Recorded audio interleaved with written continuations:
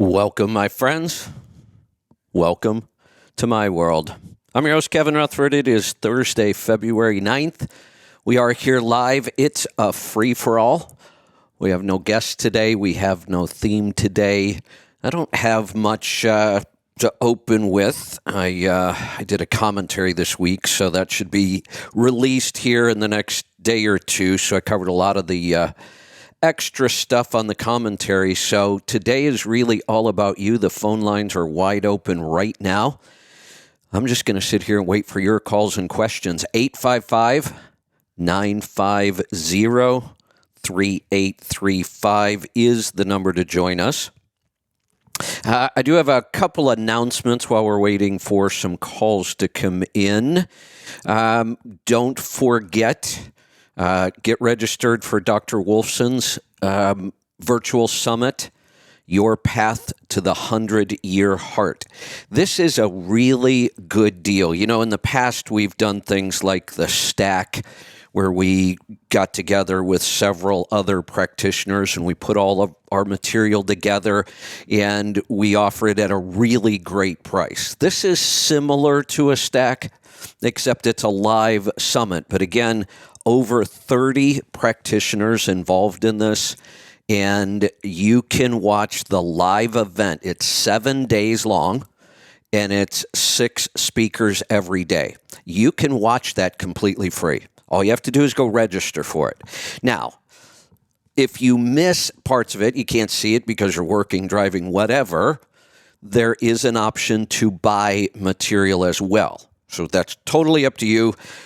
Right now, I just want to get you registered.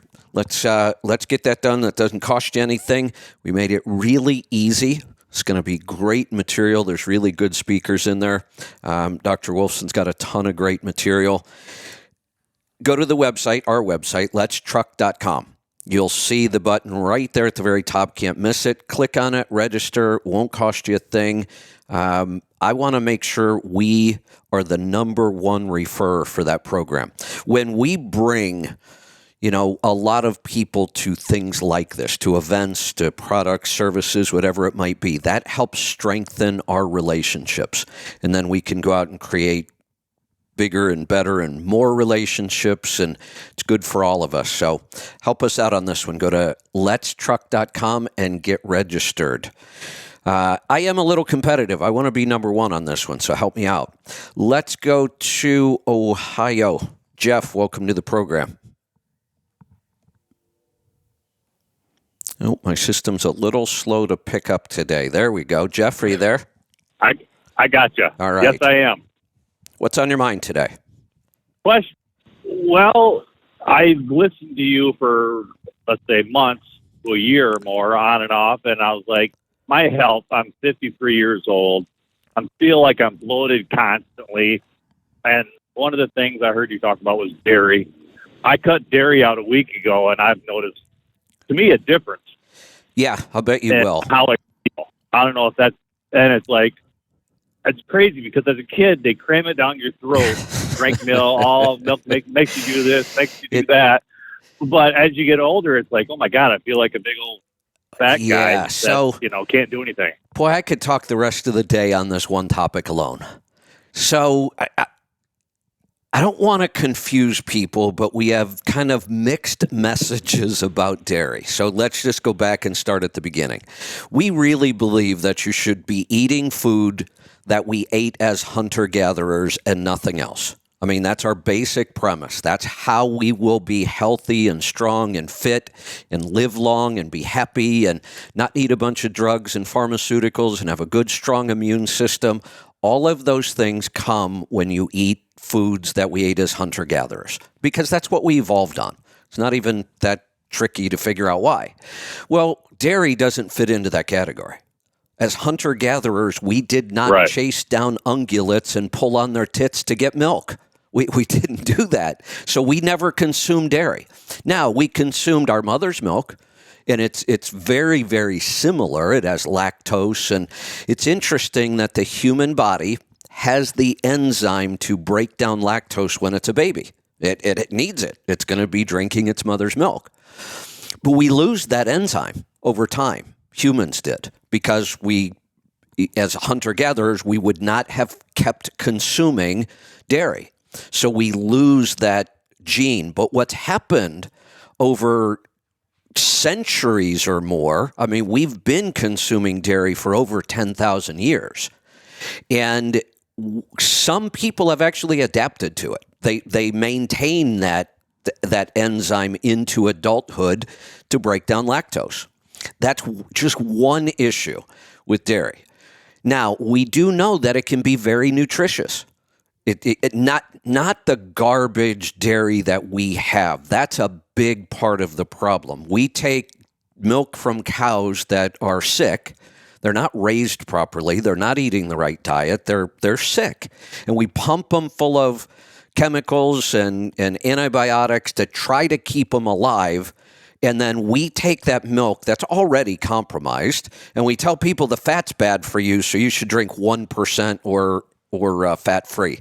Awful, horrible. Never drink anything less than whole milk. If you're going to drink milk, it should be whole milk, half and half, or heavy cream. Nothing less than that. Now, the dairy is compromised already, and then we pasteurize it at high temperatures because we don't want to take our time and do this. So now we do ultra high temperature pasteurizing, which kills all the good bacteria, damages all the proteins and fats, and then we homogenize it because we're too lazy to shake it up when it separates. And the homogenation process, it destroys the dairy. So the typical dairy on the market really is junk food, and you should avoid it. So we have two confusing issues with dairy. One, some people aren't going to handle it well.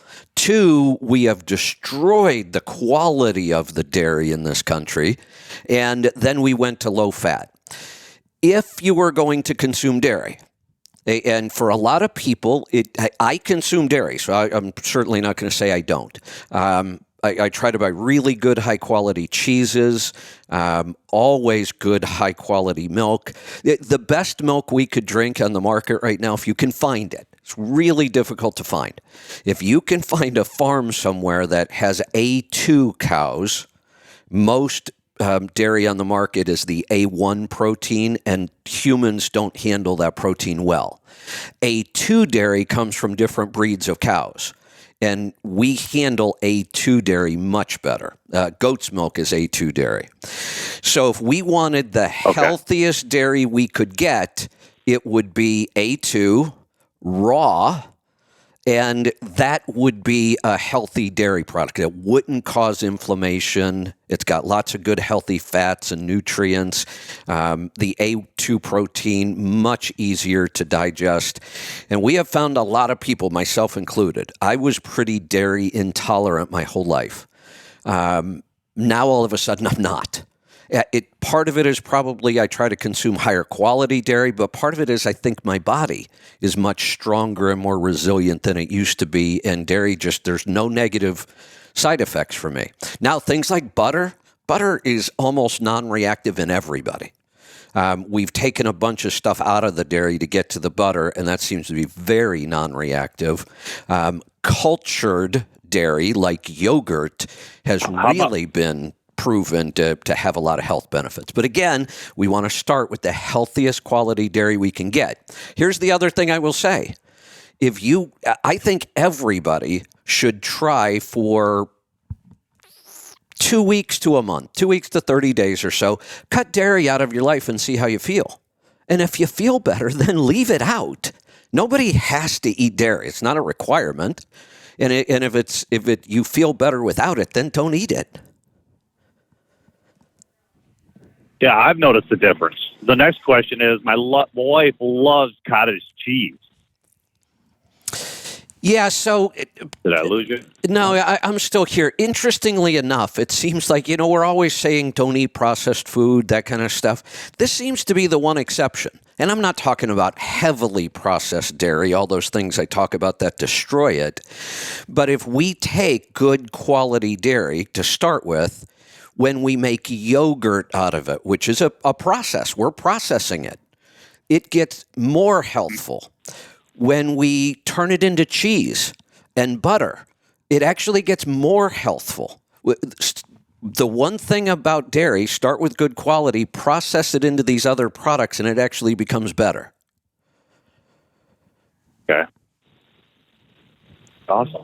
I think that's it. I've just noticed a big difference in how I feel cutting dairy out. So Yep. I'm going to stick with it. Yeah, I would. Like I said, there's nothing in dairy that you can't get in other foods. So if you like dairy and you tolerate it and you're getting good quality, keep doing it. If you're feeling better without dairy, that's good too. Yep, that's my plan. All right. Thank you, sir. You're welcome. Thanks for the call. Let's head off to Florida this time. Matt, welcome to the program.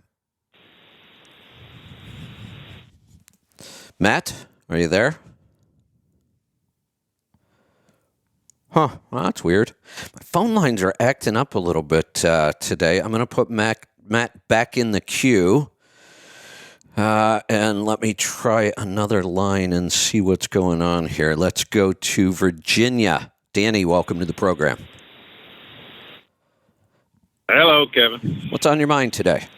Quite a few things. Did you see my post? Dr. Barry said he's going to a big truck show, but he didn't say. I think he said Louisville. Well, if he's going to a truck show, it'd almost have to be Louisville. I mean, really, there aren't that many truck shows left these days. The only big one is Louisville, and he lives, fairly close. So that would be the logical show. Well, that'd be pretty cool. Yeah, unfortunately, I'm not going to be there this year. Oh, well. I'm going to have to make a trip to Oregon sometime. There you go. Stop in. Yeah. All right. The last couple you get, I want to give my opinion on old versus new. Okay. And when you got Henry and Joel on there and they're talking about their trucks, what they do is impressive. 10 plus miles per gallon, and you can't really argue that. If we take the fuel mileage out of the equation, just for the discussion here, I would still rather be driving a late 90s classic like a Peterbilt 379. I've owned several of them. I like those. Again, that's my opinion. But these new trucks, like I've got a 770. It's an 03.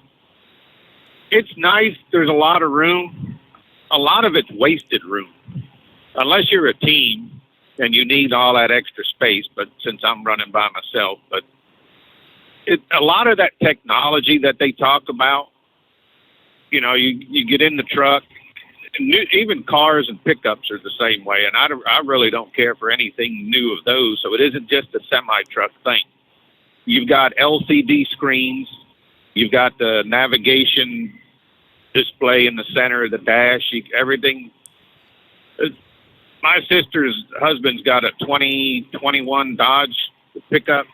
I drove it last year, and it's nice with the Hemi and all that, but there's just way too much crap in these things.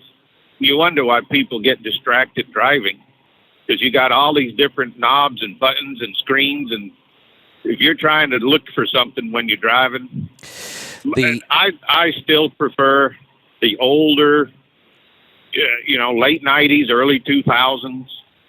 To me, it's just my preference.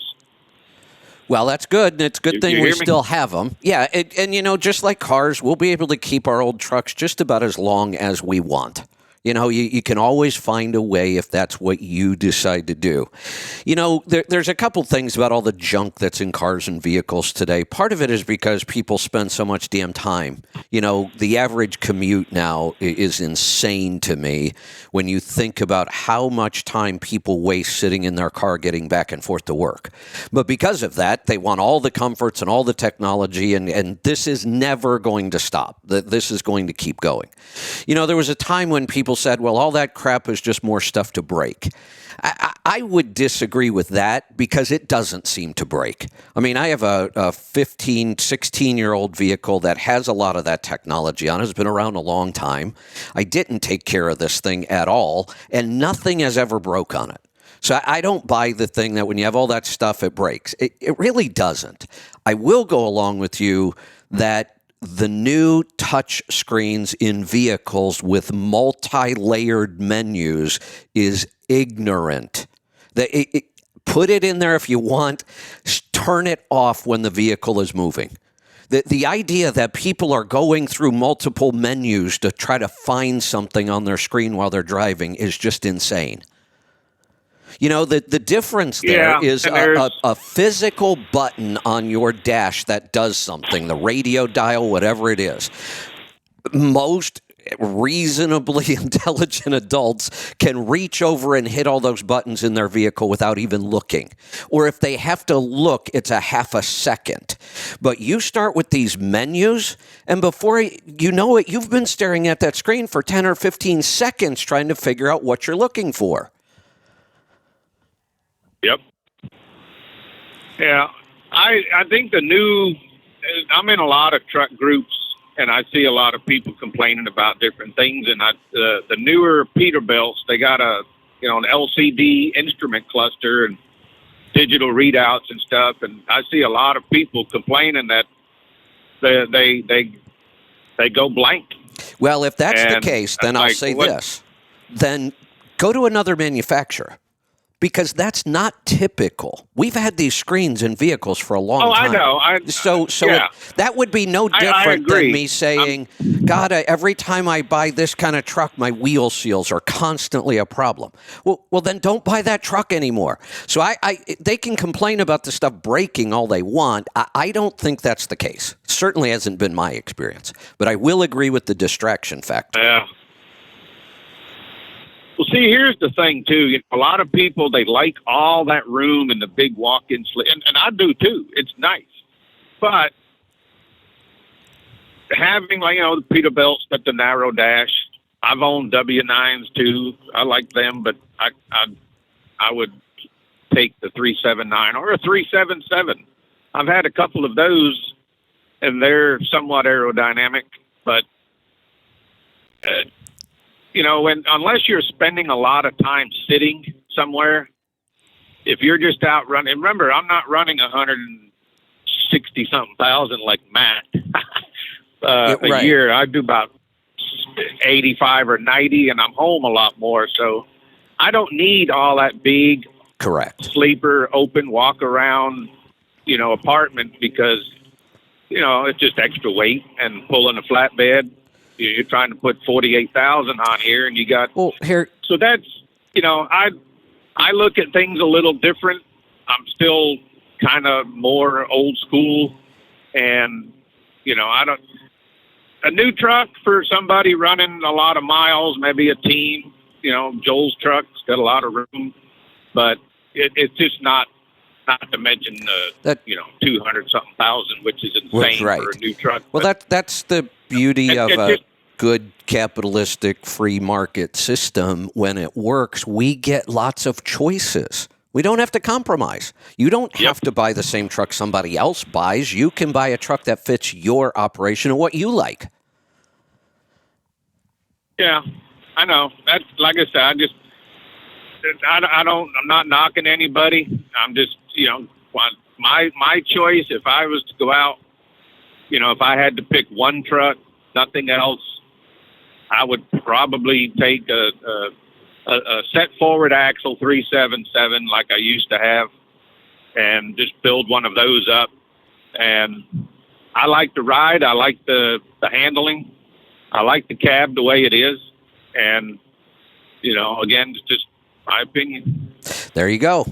We all have them. And I agree, though, that I love having choice. I feel like our supply system, one of the topics I covered on my commentary is shortages again. When our economy is crashing. Our free market is no longer much of a free market, and we will start to lose those kinds of choices. I like it when we have lots of options. I'm going to stick with the calls here. We're going to go to Florida. Matt, we got you this time?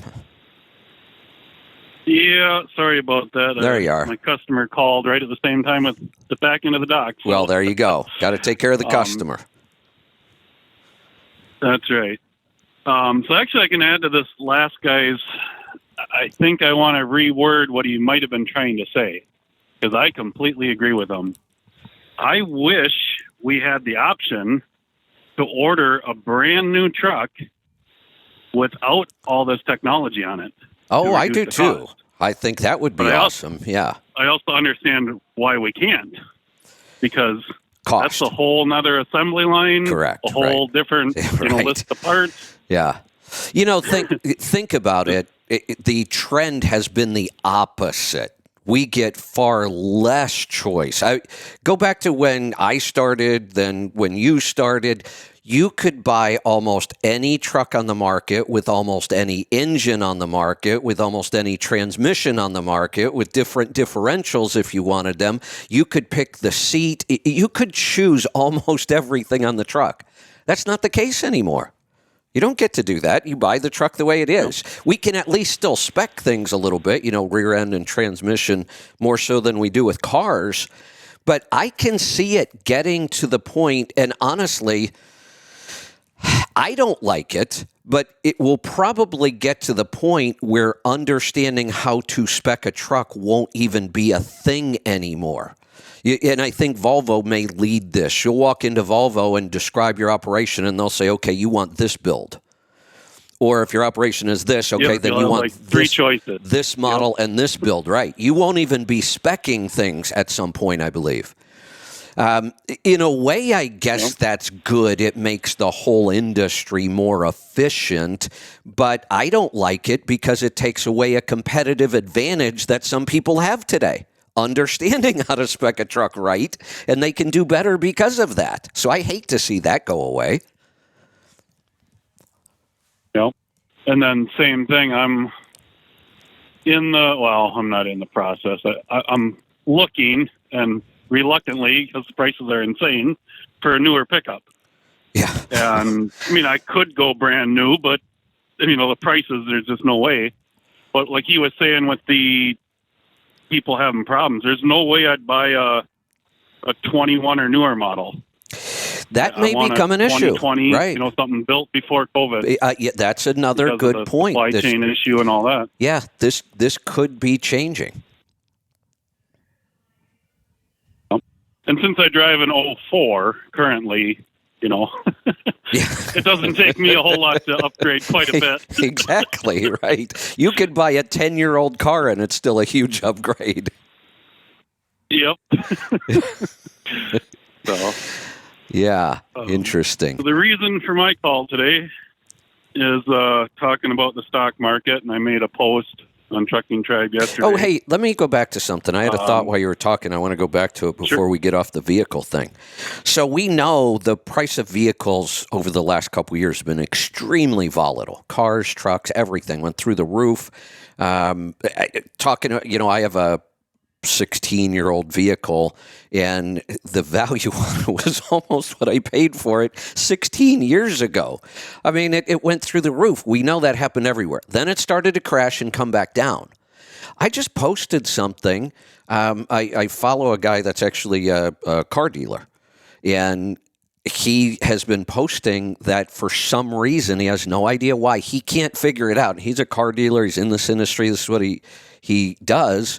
He said in the last couple of weeks, he can't buy a car at auction because the prices have gone through the roof again at the auction.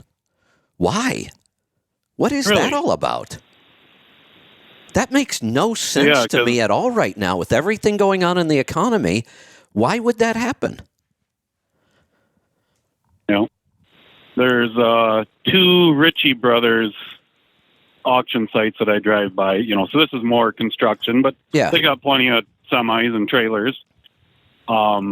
well, there's 3 I drive by. I don't pay attention to the one in St. Louis too much, but they're just over full with stuff. So the auctions are going to be huge. I have no idea, price-wise what they're doing, but Well, you would think they're moving stuff either way. That's logical to me that there's a lot of equipment. When things were booming, those yards were empty. We talked about it. It all makes sense, except for this car dealer posting that just in the last 2 weeks, the cars at auction have gone crazy on the price. I don't understand that. Yeah, because the dealership lots are full again. Somebody said something, and we're back to inventory. I don't know if this could be it or not. Man, I certainly hope not. But somebody said it's just the time of year dealers are loading up on cars because people are getting tax refunds. Could that be it? That's huge. How every sad. manufacturer runs tax return sales How this sad. time of year. That is true. Yeah. That is our society. Unbelievable. The only way you can afford to save enough money for a down payment on a used car, which is what we're talking about here, used cars, is to let the government save your money for you and give it back to you at the end of the year. How sad. Yep. One other thing I just heard too, insurance companies, is it Hyundai and Kia, or I don't even know. They're going to drop car them. models, but It's those two. Yeah. Hyundai State and Kia. Farm and Progressive are dropping, and that just blows my mind. How they can even get away with that. But so what I don't understand, I didn't go dig into the numbers, but I might because I'm kind of interested in this. For years, I just because I read so much, and I always come across the list of cars that are most stolen. And they maintain that list every year. Honda has been on the top of that list so many times, and of the one car I've had stolen in my lifetime, it was a Honda. It was my son's, and it was just sitting in they stole it right out of our driveway in Orlando. It's the only car I've ever had stolen.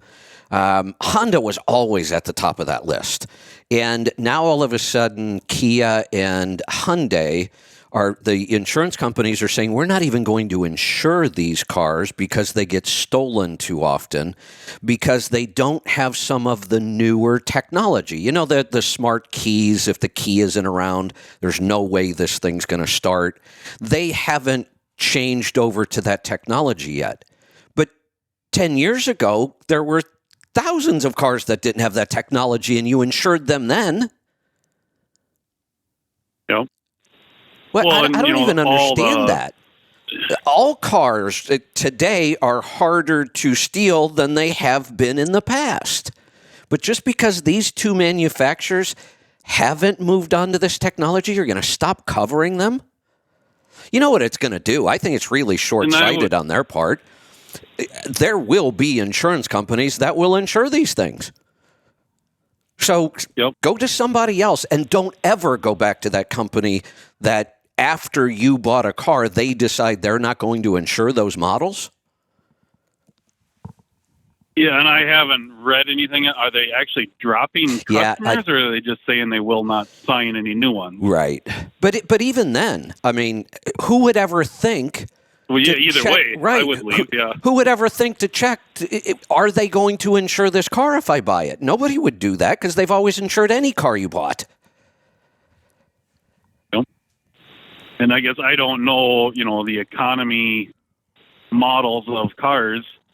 I would assume they all have it, whether or not it's turned on, but basically satellite tracking in some shape or form? You would think so. And if they don't... they should, because it's dirt cheap these days. It's insane not to have something like that. Yeah. And that's why, the theft of higher-end vehicles has almost disappeared because of that. Well, a lot of people... steal the car, and, they know where it's at. Yeah. Right. A lot of people don't realize that for over a decade now... that I've been aware of, all of these buy here, pay here, we finance everybody lots, They've been putting trackers on their cars forever. Oh, yeah. Because the minute you don't Makes make them your easier to payment, repo. they know where it is. They just come get it. Yep. So, should we move on to investing? Yeah, let's. Okay, so we've talked before about people that think they can time the market versus just dollar cost averaging. Yep.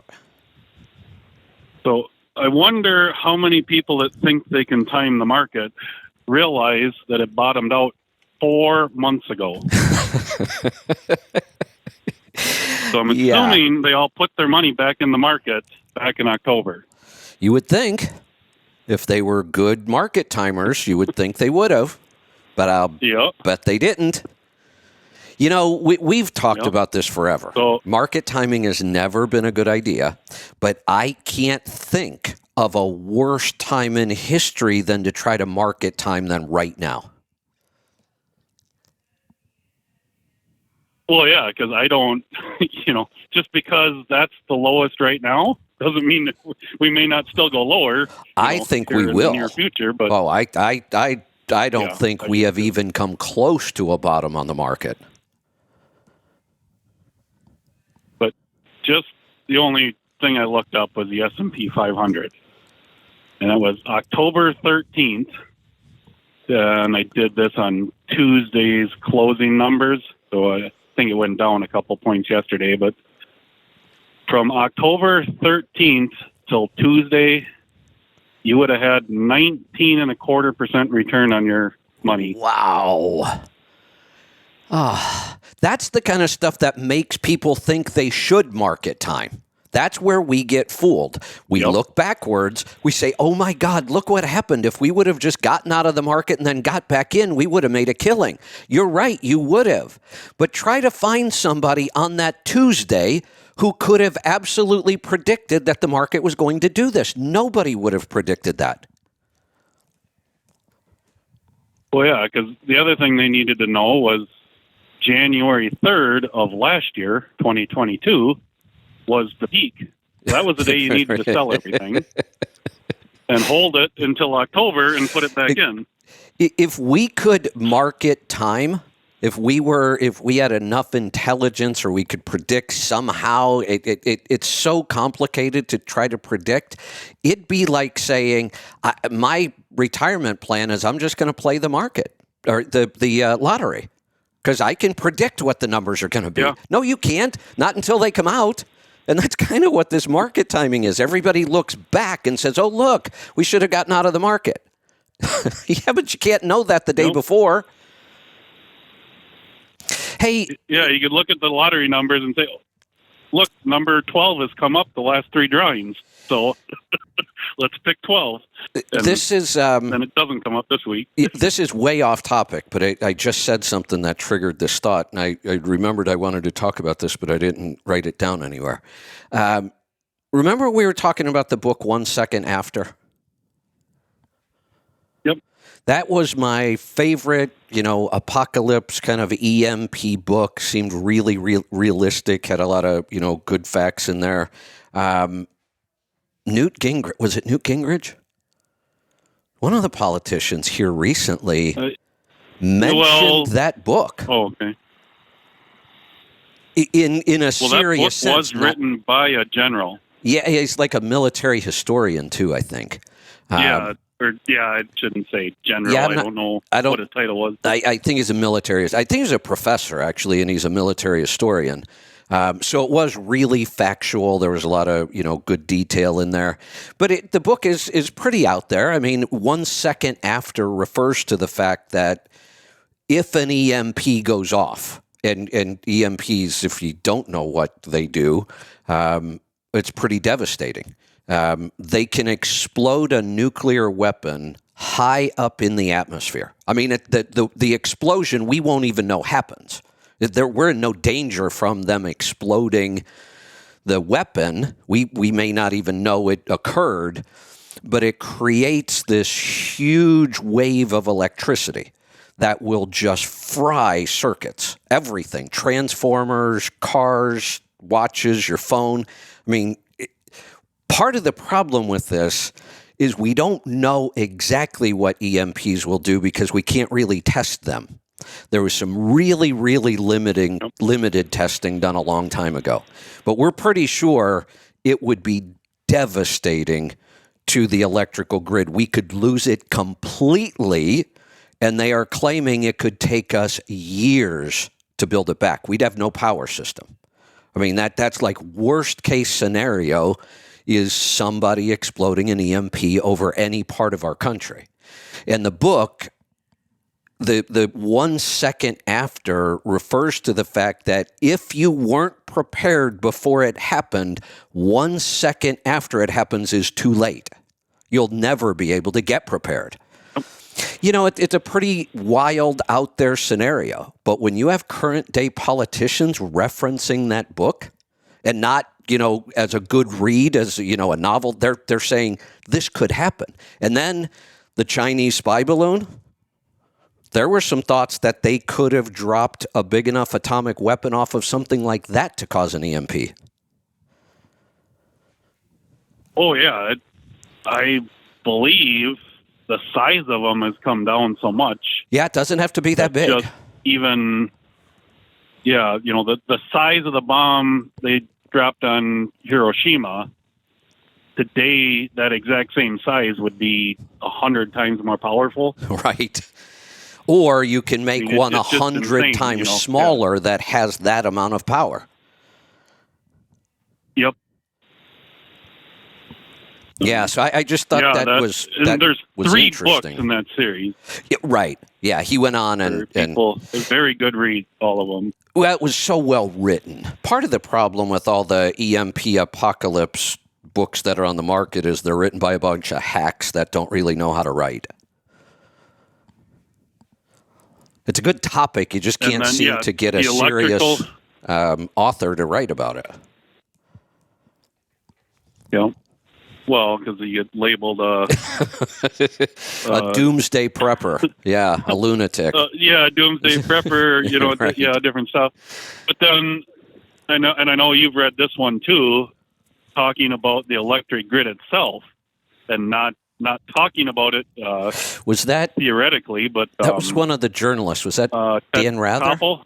Ted Koppel. That's who it was, right? Ted Koppel. Yep. Yeah, that was a good one. But that one was scary. Again, here is a traditional journalist, not some blogger. I mean, I thought it was pretty brave of him to even write that. But he wrote a really good book, factual, about our electrical grid in this country. Now, one way to take out the electrical grid is with an EMP, but there are lots of other ways. Just recently, there are several cases. Right here where I live, we produce our own power. The dam, you've been to it. It's about a mile down the river from us. They had terrorists trying to shoot out transformers. And there were a couple in North Carolina, a couple attacks on small kind of attacks on the power grid. There is a theory that between the fact that our entire power grid is accessible through the internet, and we know that many, many other countries have broken into it and are in there poking around. I mean, we know it. We see them in there. The North Koreans, the Iranians, the Chinese, they've been in our electrical grid messing around with it. And we know that it's vulnerable. They believe that between that, and he talked about this a lot in the book, between one big attack on the grid through the internet and a bunch of little attacks at actually substations where they're just taking rifles and shooting out transformers. They said that it wouldn't be hard to take out our entire grid. That's what blew my mind in Ted Koppel's book, that the really, really big transformers, I mean, the very high voltage, nothing is uniform. No, they're custom built. We don't have any spare parts.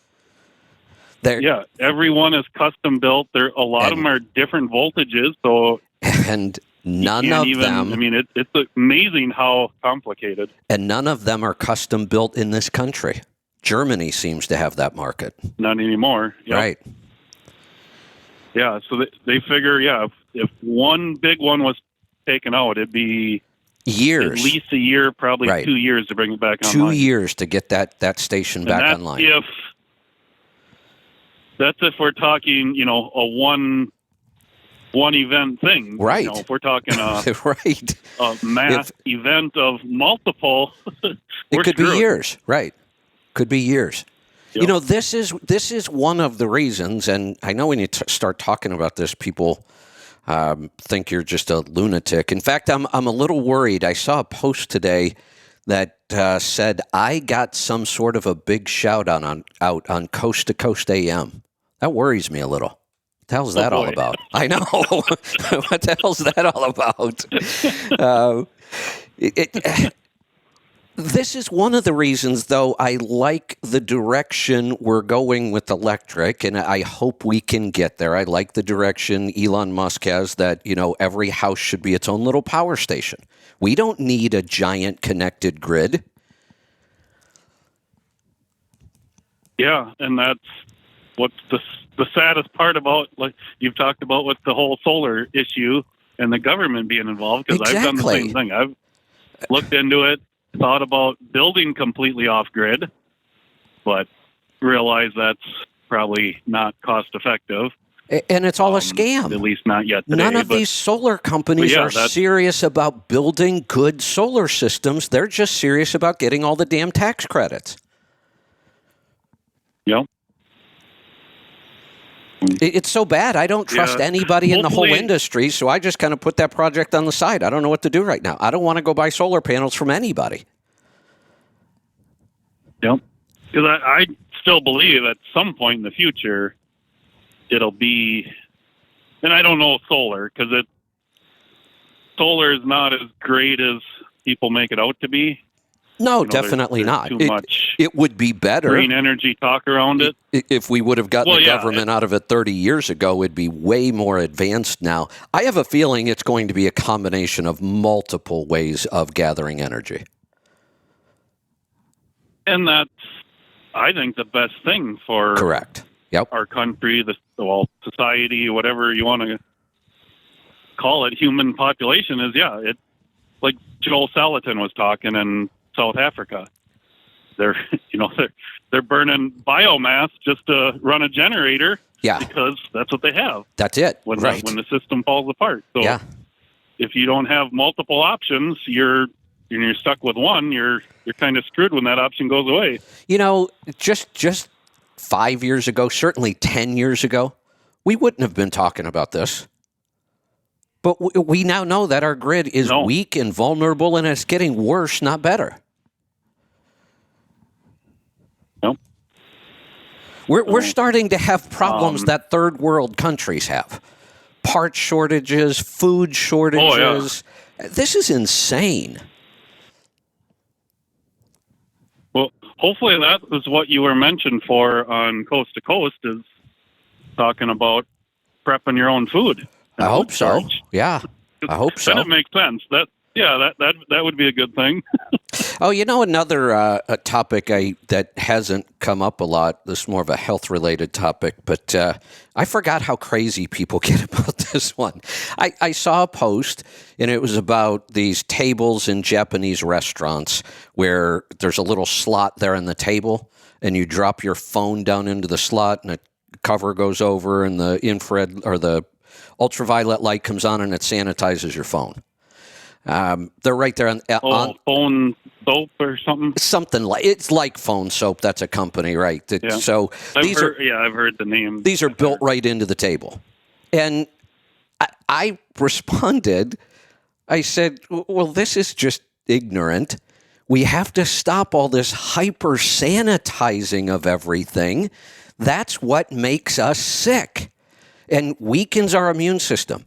People lost their mind. And they still are. I haven't gotten any kind of a response on anything I've posted like this. And most of it is not good. It's kind of hilarious. Oh, well, do you wipe your ass after you shit? The comments are ridiculous. Are people really this afraid of germs? People are like, oh, don't you know your phone is the filthiest thing around? It's filthier than your toilet. Yeah, I'm not going to argue that. I don't really care. I don't care how filthy it is. That doesn't matter to me. Let's think about this. How long have we been carrying phones around? For me, it's been over 20 years. I've never sanitized a phone. Oh, yeah, the 90s. And I can promise you this, in the last 8 years, I've never been sick. Well, I was once last year. I shouldn't say that. But if this phone was so filthy, I'd be sick all the time, wouldn't we? If your phone is that dirty, that it's causing disease, why isn't everybody? Well, a lot of people are sick because they have a weak immune system, and this is going to make it worse. But people lost their mind. They're like, you filthy, oh, that's disgusting, and that phone was in the toilet with you, and people read their phones on the toilet all the time. Yeah, I know, I get that. People read books in there too, and magazines. Do we sanitize those? Hey, why are people so terrified of this? Babies have no complete immune system. Babies, infants have a really incomplete immune system. They are far more vulnerable than we are. And what do? We put them on the floor, the dirtiest surface anywhere, and everything they pick up goes into their mouth. They're training their immune system. That's the point of it. Why do we forget that? And I would assume that's why we're designed, babies have a higher body temperature. Right, to help protect them while their immune system is being built. And you know what? It works really well. If we just leave it alone and stop giving babies all these vaccinations and stop hyper-sanitizing everything, we would all have reasonably good immune systems and we wouldn't be worried about pandemics. Yep. So, I guess we got one more thing back to investing. Yeah, go ahead. Yeah, we did. But that's okay. Yeah, it's a free-for-all. Yeah, I've had, messages that I should come on more often to bring up investing and all that, and I try.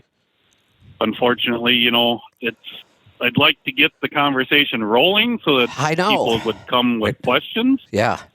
Because I don't know where to start a conversation if, I don't know what people are interested in. Right.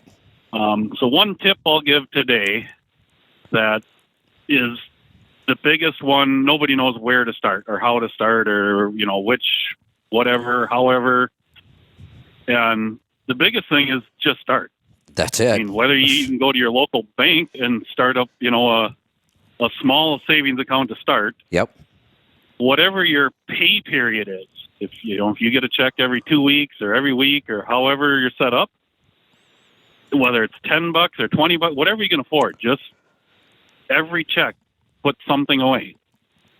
Yes. And over time, you build that up, but eventually you want to open a brokerage account with somewhere where you can put it in the stock market and not individual stocks, but mutual funds. Unfortunately, when you give this kind of good, basic, simple advice, which is exactly the right advice, just get started. This is one of those cases where I would absolutely say use the philosophy of ready, fire, aim. Get ready. I mean, do a little bit of work up front, but not a whole lot, and then just pull the trigger and get something going, and then you can fix it afterwards. Because if you wait around to think, when it's going to be the perfect time to invest, there's no such thing. It's never going to happen. The perfect time is right now. The even better time was yesterday, but you already missed that. So, yeah. So, yeah, I mean, like, Vanguard is a very popular one, T. Rowe Price, Fidelity. I mean, there's probably 100 different ones, but the big ones. Instead of getting started with something nice and simple, people will call me and ask me about double split, option trades. Like, what? Everybody wants this, big secret they saw Jim Cramer talking about or something, and they've never even really just put together a basic savings plan. Yep. Yeah, so I have actually a couple different accounts, but Vanguard is one of them that I am the most familiar with. And we recommend S&P index, S&P 500 index, Yeah. which at Vanguard is a $3,000 minimum buy-in. Is it? Okay. So you could open an account today. You may not be able to put the money into that, but you can open your brokerage account. I don't know what their minimums might be to start an account. I'm sure it's probably at least $200 to $500. Maybe it's even less than that. I don't know. But even just a regular money market account and just start putting money in there until you have $3,000. Right. Then you move it. And once you've opened the account, you don't need to buy $3,000 at a time. You could do that $20 a week. Absolutely. Yeah. Once you've made the initial purchase, the minimum to get in. Yep. And every one of them, I think there's even options, set up automatic investments. I think you could even set up a daily. I think I know so. for sure you can do weekly or biweekly or monthly or, however you want, but I think you can even do daily. I think so. Some of the new apps, I absolutely like some of the new apps around investing. I like the technology if it's being used by somebody who understands investing. The problem is they're getting put in the hands of people who don't have a savings account, know nothing about money, can't balance their own checkbook, and they're going to start investing with this app. And the app makes it so easy. That I see as a problem. So when we say just jump in and get started, like I said, ready, fire, aim, not fire, ready, aim. We need to get a little ready. And a little ready is some basic knowledge that you should not be buying individual stocks. And all these apps encourage all of that. Yeah. Now you can buy partial shares, and I think that's a mistake, actually. But these apps are really nice if you've got good, good basic investing knowledge. They make things really easy. And like you said, I believe now you could even set up a daily automatic investment. Yep. And, I forgot my train of thought right there. But, even Vanguard, they've made it simple. They still have some things that are kind of convoluted. But Right. I know one of our sons, he did it all on his phone a couple of years ago after he turned 18, sitting on the couch. We were talking about it, and just on his phone opened up an account and set something up. Yeah.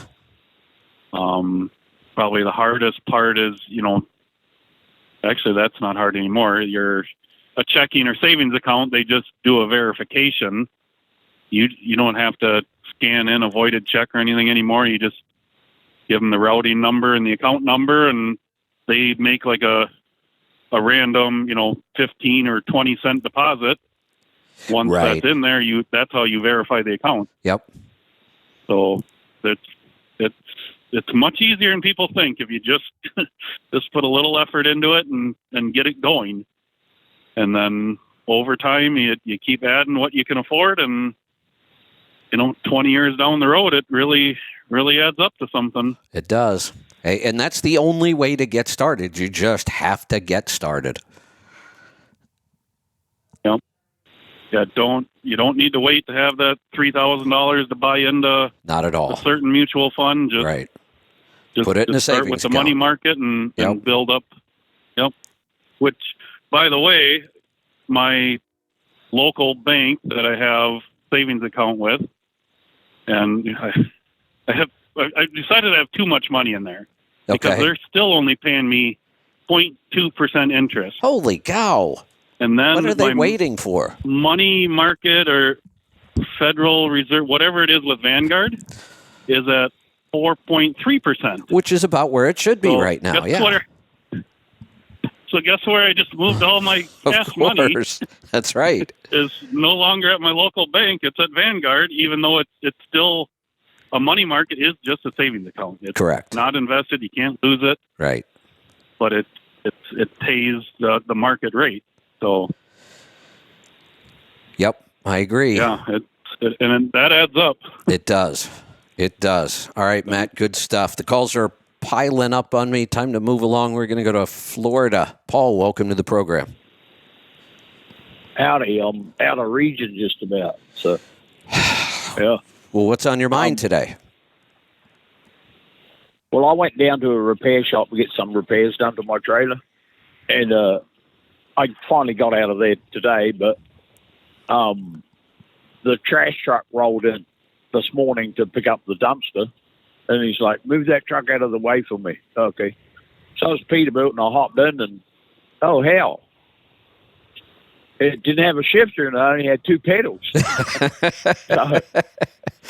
I've never had an automatic 18-wheeler before, so I built up air pressure, and I guess I just pushed the button. So pushed the button and backed that up out of the way. So then the trash guy pulled up, and he picked up the dumpster, but I didn't notice he had the Michelin wide-based singles, the 445. 50 on the steer axle. He had 6 tires on that truck, and they were all the same. Oh, really? Yeah, wide base singles. Wow. Yeah.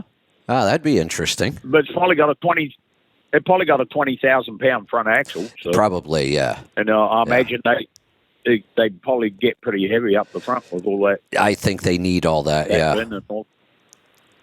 Yeah. So, but one of the reasons that I drive a old classic Peterbilt, well, classic styling, 389, 388. But one of the reasons I like Joel's truck is the 15.5 miles a gallon he got the other day. Yeah. Do that. You wouldn't even do that in a Peterbilt if you were drafting along behind Joel's truck, I don't think. No, wouldn't happen. But you were talking about car prices. Yeah. January, I didn't leave Texas and Oklahoma. Everything I did in January was Texas, Oklahoma. Well, one of the dealers I was going to down there in Edinburgh, their dealership was fairly full. Well, he had plenty of pickup trucks, and they had big writing across the front windshield, $7,500 off MSRP Dodge Ram pickup trucks, whereas a couple of years ago it was $7,500 above MSRP. So, yeah.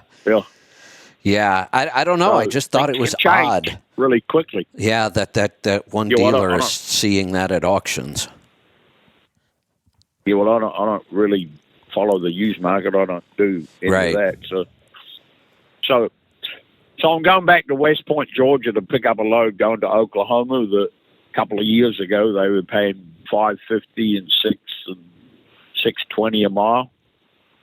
Today, it's only paying $414 a mile. That's a big change. Load. Yeah. So, but I've been pretty spoiled in January, because I was over there in Texas doing that. I was just under $3 a mile at 50% empty for 10,500 miles. So I was pretty happy in January. Oh, yeah. Then I came back over here. And but I can't control the rate. But the $6 a mile stuff over there in Texas, they can only fit so many of them on the boat.